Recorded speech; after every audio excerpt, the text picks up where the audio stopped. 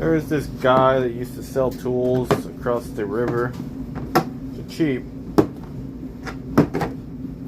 And this is one of the first thing. Oh, it broke. Look, it broke. First thing I have bought from him. Not supposed to come off like that. Was this? It's missing the cards.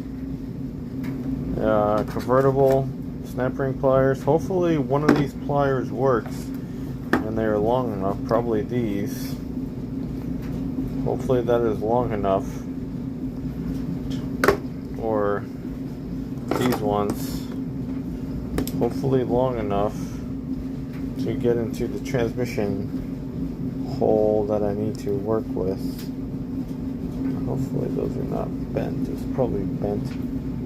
Maybe not. No, they do it like that. So yeah, definitely the first things I ever bought. I still have them. Have I used them? I can't tell you. Have I used them? I don't know. Maybe I have not. But I will be. I will be. That's why you buy stuff and you just kind of hoard onto it. No, they're all good, a little bent like that. Like that's by design.